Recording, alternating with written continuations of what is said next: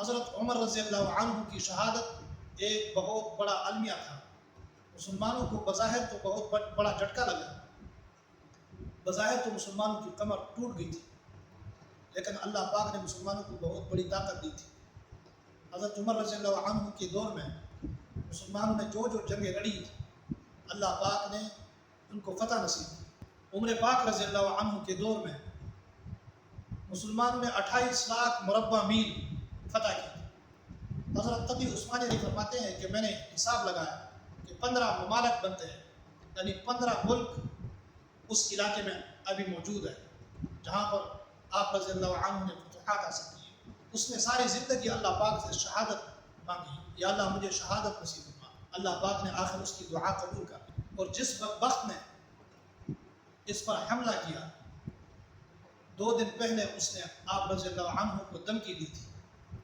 بظاہر صحابہ اکرام کو تو معلوم نہیں ہو سکا، آپ رضی اللہ عنہ کی بصارت اور آپ رضی اللہ عنہ کی صلاحیت اتنی تھی کہ آپ کو معلوم ہوا کہ اس شخص نے مجھے دھمکی دی۔ مغیرہ بن شعبہ رضی اللہ عنہ کا غلام تھا، اس نے 2 دن پہلے آپ رضی اللہ عنہ کو شکایت کی تھی کہ اے امیر المومنین، میرا مالک مجھ سے ٹیکس زیادہ وصول کر رہا ہے۔ آپ رضی اللہ عنہ نے سوال پوچھا، آپ کیا کام کرتے ہیں کہ آپ سے زیادہ ٹیکس وصول کر رہا ہے؟ اس نے کہا کہ امیر المومنین میں چکیاں بناتا ہوں، آٹے والی چکیاں جو ہے یہ میں بناتا ہوں۔ آپ رضی اللہ عنہ نے فرمایا کہ جو مہارت آپ کو حاصل ہے اس کا ٹیکس تو اتنا ہی بنتا ہے، ٹیکس زیادہ وصول نہیں کر رہا آپ کا مالک۔ آپ رضی اللہ عنہ نے فرمایا کہ فیروز ایک چکی مجھے بنا کے دے، میں آپ کو قیمت ادا کر دوں گا۔ اس نے کہا کہ میں آپ کو ایسی چکی بنا کے دوں گا جس سے دنیا میں دھوم مچ جائے گی۔ آپ رضی اللہ عنہ کو معلوم ہوا کہ اس شخص نے مجھے دھمکی دی۔ جیسے یہ فیروز نامی بدبخت چلا گیا تو آپ رضی اللہ عنہ نے صحابہ اکرام سے مخاطب ہو کر فرمایا کہ آپ کو پتہ چلا کہ اس شخص نے مجھے کیا کہا؟ صحابہ رضی اللہ عنہ نے کہا کہ اے امیر المومنین، اس نے کہا کہ میں آپ کو چکی بنا کے دوں۔ آپ رضی اللہ عنہ نے فرمایا کہ اس نے چکی کی بات نہیں کی، اس نے مجھے قتل کی دھمکی دی۔ اے امیر المومنین، اگر آپ اجازت دیں تو ہم اس کو گرفتار کر لیں، اس کو جیل میں ڈالیں۔ حضرت امیر المومنین بہت عدل والے تھے، بہت انصاف والے شخص تھے۔ اس نے کہا کہ اس نے صرف دھمکی دی ہے، مجھے قتل تو نہیں کیا۔ صحابہ اکرام حیران ہوئے اس بات پر کہ اس کی جرت کیسے ہوئے دھمکی دینے کی۔ وہ دن گزرا، اگلے دن امیر المومنین ہمیشہ خود نماز پڑھایا کرتے تھے۔ آپ رضی اللہ عنہ صبح کی نماز 27 ذی الحج کا دن تھا اور 23 ہجری میں آپ رضی اللہ عنہ امامت ہمیشہ خود کرتے تھے، نماز خود پڑھایا کرتے تھے۔ صبح کی نماز آپ رضی اللہ عنہ پڑھا رہے تھے، اس بدبخت نے پہلے سے ارادہ کیا ہوا تھا، یہ بھی آ کر اس آپ رضی اللہ عنہ کے پیچھے کھڑے ہو گئے اور اس نے بھی نیت باندھ لی۔ جیسے اس کو موقع ملا اس نے پہلا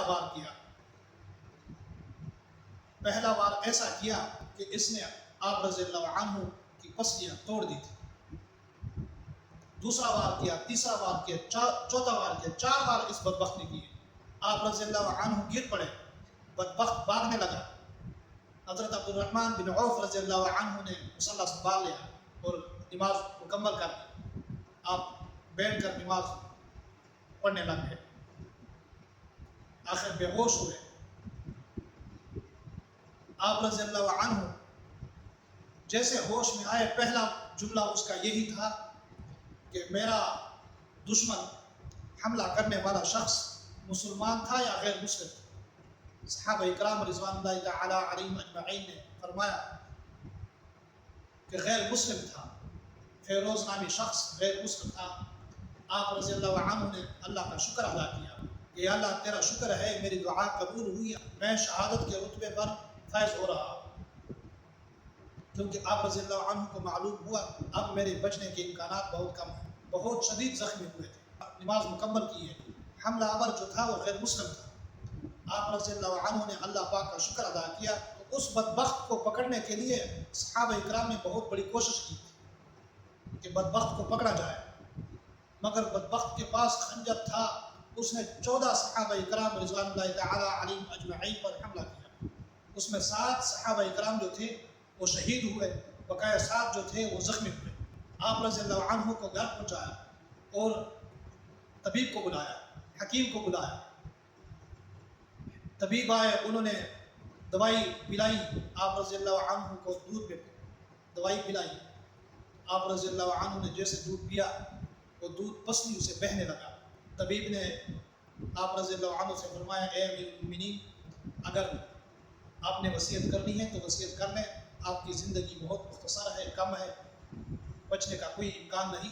حضرت عمر رضی اللہ عنہ نے حضرت عبداللہ رضی اللہ عنہ کو بلایا جو آپ کے بیٹے تھے، کہ جا کر ام عائشہ کے پاس جائے، ان سے کہیں کہ جو جگہ آپ نے اپنے لیے رکھی ہے تو وہ جگہ مجھے مہیا کریں، مجھے دے دیں، میں آپ صلی اللہ علیہ وآلہ وسلم کے پہلو میں دفن ہونا چاہتا ہوں۔ حضرت عبداللہ رضی اللہ عنہ ام عائشہ کے پاس گئے اور ام عائشہ سے کہا کہ اسلام کا خادم عمر فاروق نے بھیجا ہے، کہا کہ جو جگہ آپ نے اپنے لیے رکھی ہے وہ جگہ مجھے دے دیں، میں وہاں دفن ہونا چاہتا ہوں۔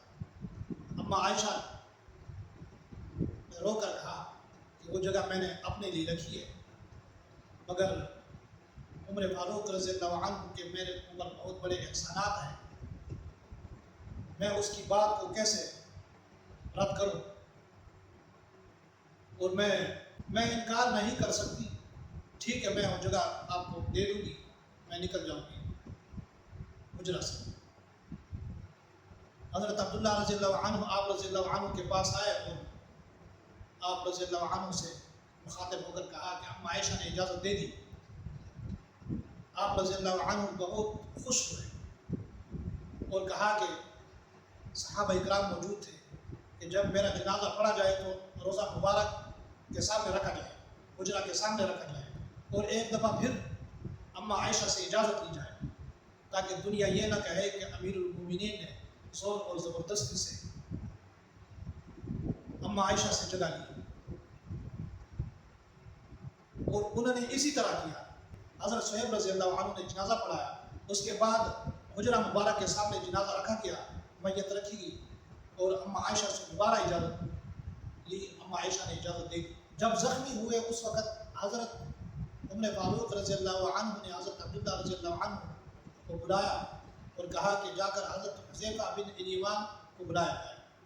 حضرت حذیفہ رضی اللہ عنہ وہ صحابی تھے جس کے پاس آپ صلی اللہ علیہ وآلہ وسلم نے منافقین کی فہرست دی تھی۔ جتنے منافقین تھے آپ صلی اللہ علیہ وآلہ وسلم نے ایک ایک منافق کا نام لے کر حضرت حذیفہ رضی اللہ عنہ کو دی تھی کہ یہ منافق ہے، ان کا خصوصی خیال کرنا ہے۔ حضرت حذیفہ رضی اللہ عنہ آئے تھے، آپ رضی اللہ عنہ نے فرمایا، حذیفہ یہ بتانا کہ جو آپ صلی اللہ علیہ وآلہ وسلم نے جو نام آپ کو دیے تھے اس میں میرا نام شامل ہے کہ نہیں؟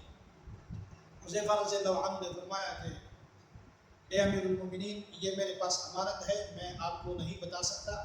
آپ صلی اللہ علیہ وآلہ وسلم نے امانت کے طور پر مجھے یہ نام دیے۔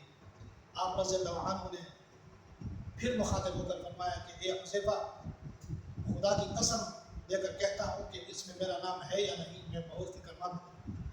حضرت حذیفہ رضی اللہ عنہ نے کہا کہ اے امیر المومنین، آپ اگر بہت اصرار کرتے ہیں تو میں آپ کو اتنا بتا دیتا ہوں کہ جو نام آپ صلی اللہ علیہ وآلہ وسلم نے مجھے دیے ان میں آپ کا نام شامل نہیں۔